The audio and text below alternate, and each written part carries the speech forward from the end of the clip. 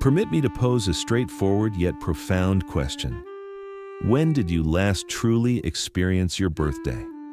Not merely recognizing it, nor simply acknowledging a few well wishes, but genuinely feeling it with the same depth as your childhood self.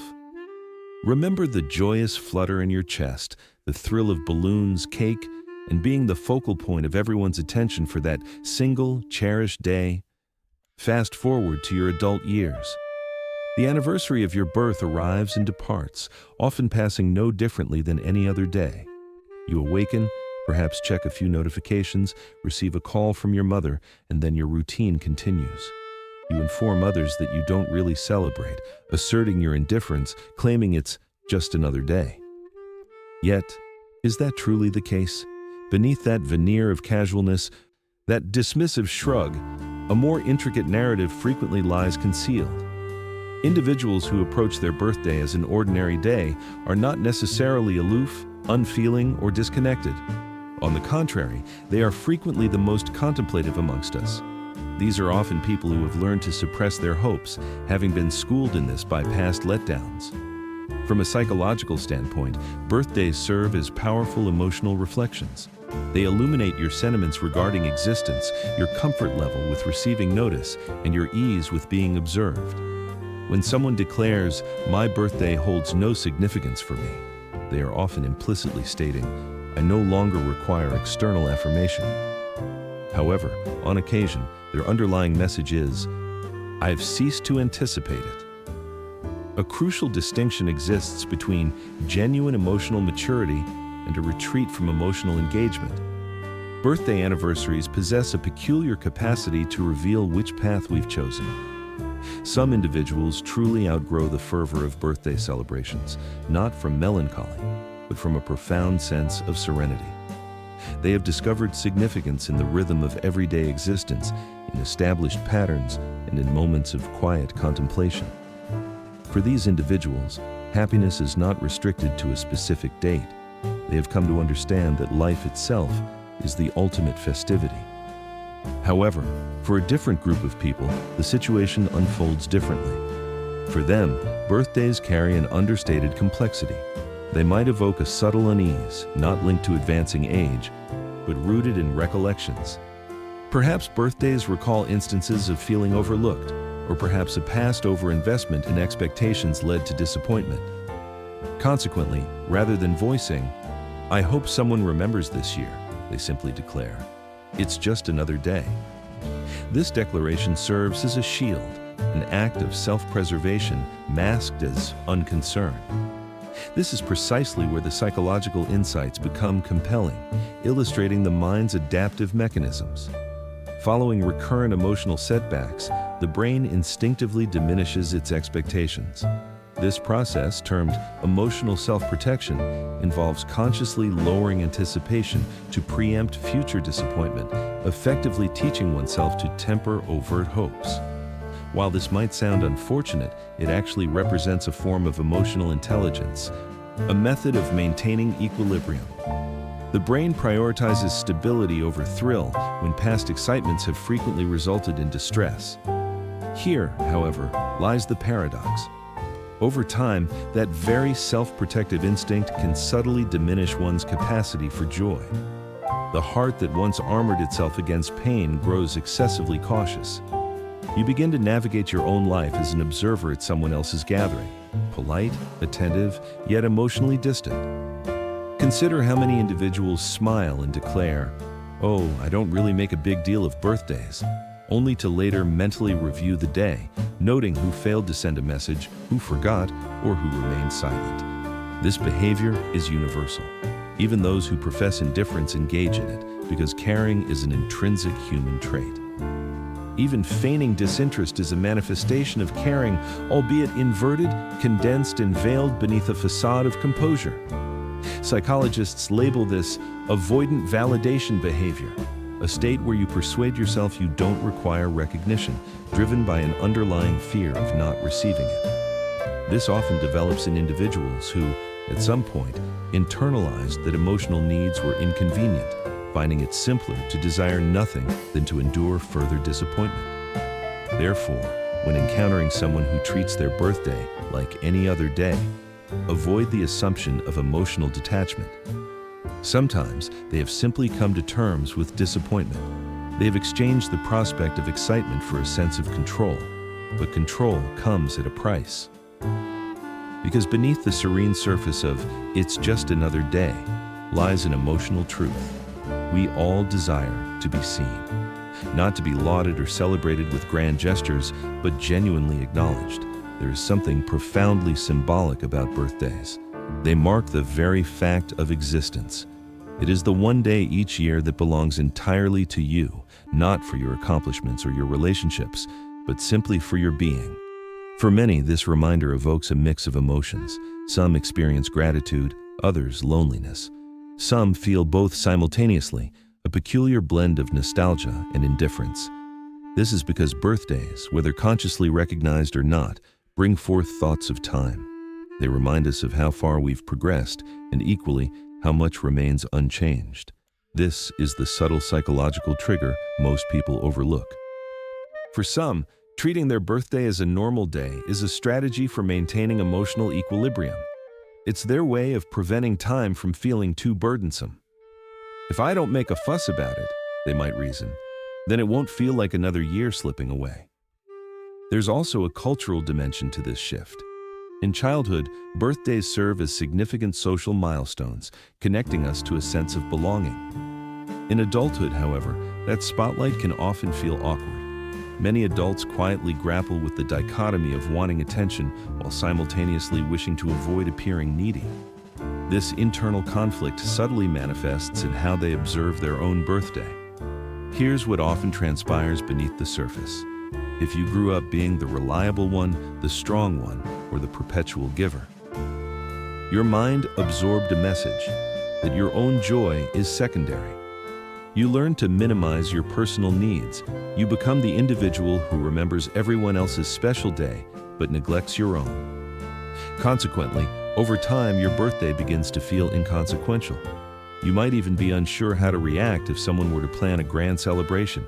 It would feel awkward, perhaps even superfluous. Yet, this discomfort with being celebrated is not humility. It's emotional exhaustion. Deep down, many such individuals still yearn to be acknowledged, though not in an ostentatious manner. They don't seek overt attention, they seek understanding. They desire someone to recall not merely their birth date, but the person they have been evolving into throughout the year. This represents the paradox of emotional maturity. The more self-reliant you become emotionally, the more challenging it feels to accept affection without a hint of suspicion. Thus, birthdays transform into neutral zones, occasions where vulnerability might typically surface, but is instead supplanted by practicality. It's fine, you might say, let's just get through the day.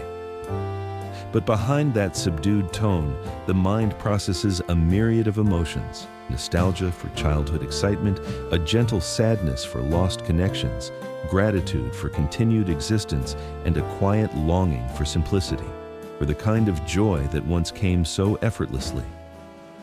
This universality is what makes this cycle. Even if you believe you've outgrown birthdays, a part of you still recalls the uninhibited delight of being celebrated. Furthermore, psychologists have identified a layer of existential reflection adults often experience around their birthdays, known as temporal self-awareness. It's that moment when you look back at who you were a year prior and subtly assess the disparity between your aspirations and your current reality. This disparity can sometimes be disquieting. Consequently, for some, birthdays feel more like mirrors than festivities, highlighting the unspoken gap between expectation and reality. Rather than confronting this reflection, people often choose to downplay the entire day. This is not apathy, it is introspection. It is the human mind requesting, "Grant me the space to process my own journey through time." So if you've ever felt a peculiar unease about your birthday, as if you're expected to feel something that simply isn't there, understand that this is normal. You are neither ungrateful nor disengaged. You are simply aware that time progresses, aware that validation now feels different, aware that celebration implies something deeper than mere cake and candles. Because birthdays are never truly about age, they are about meaning. And the older we become, the more personal that meaning grows. As a child, your birthday was about the world acknowledging you. As an adult, it shifts to you acknowledging yourself. It's less about material gifts and more about conscious presence, less about who shows up and more about how much of you has shown up in your own life. This is the subtle transformation most people don't discuss, yet it clarifies why we cease to make a grand occasion of it. Perhaps we've stopped seeking external celebration and begun to find peace with our individual journey. Even within this peace, however, an echo persists, a quiet voice that whispers, "I hope someone still remembers," are often the very individuals who hold space for everyone else's significant dates. They are the quiet pillars in their social circles, the ones who recall your important anniversaries, who check on you first, who give without keeping a tally. And sometimes, these individuals forget that they too deserve light, that it's permissible to allow others to reciprocate, that you don't have to earn joy by being strong all year long. Because even the calmest spirits still require warmth, and even the most independent hearts still need to be seen, not for what they accomplish, but for who they inherently are. There is nothing wrong with desiring that. There is nothing weak about missing it. If you have ever felt that quiet ache on your birthday, the kind that doesn't demand attention but still reverberates gently within your chest, that is your heart reminding you that connection remains vital. It's reminding you that you are human, and that is the profound essence of the day. It's not about commemorating perfection or achievement. It's about honoring the fact that you are still present, still learning, still evolving, still striving to comprehend what it means to live. So perhaps the psychology of individuals who treat their birthday like a normal day isn't about indifference at all. Perhaps it's about integration, the fusion of joy and reflection, the acceptance that not every emotion must be loud to be genuine. And yet, even within that peace, there is room for modest gestures. Because a single text can still brighten someone's day, a voice note, a phone call, a moment of genuine presence. We often underestimate the impact of these small acknowledgments on someone who says, "It's just another day." To them, it's not about the scale of the celebration, it's about sincerity. It's about being reminded that their quiet existence still sends ripples outward, still holds significance for someone. And perhaps that is the ultimate psychology of it all, that deep down, none of us truly wish to be invisible. We simply desire to be loved in the language we authentically comprehend. Some people yearn for fireworks, others simply for tranquility. Some crave surprises, others prefer consistency. Some desire crowds, others wish for one person who truly listens. And that is perfectly fine. There is no singular right way to experience your own existence.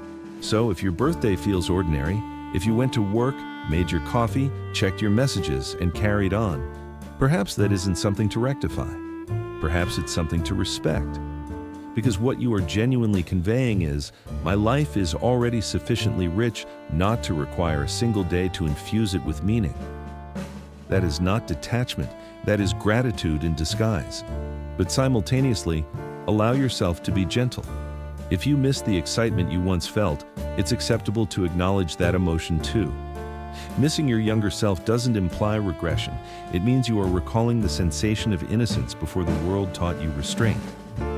And perhaps that is the most precious gift you can bestow upon yourself on your birthday, to remember the child who once counted down to midnight with sparkling eyes, who believed that one day could encompass boundless magic.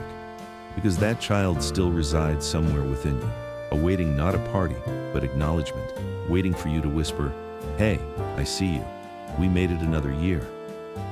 That is the kind of celebrations that doesn't diminish when the candles are extinguished. That is the kind that endures. So if your birthday ever feels like just another day, do not feel guilty for it. It is not emptiness, it is evolution. It is the mind learning that meaning does not necessitate fanfare. And yet, in the quiet, if someone remembers, allow them. Let them speak your name. Let them remind you that you matter, because you do. Even on the days that feel ordinary. Even when you treat your birthday like a normal day, especially then. Because perhaps that is the most beautiful aspect of growing up, learning that celebration doesn't always demand confetti.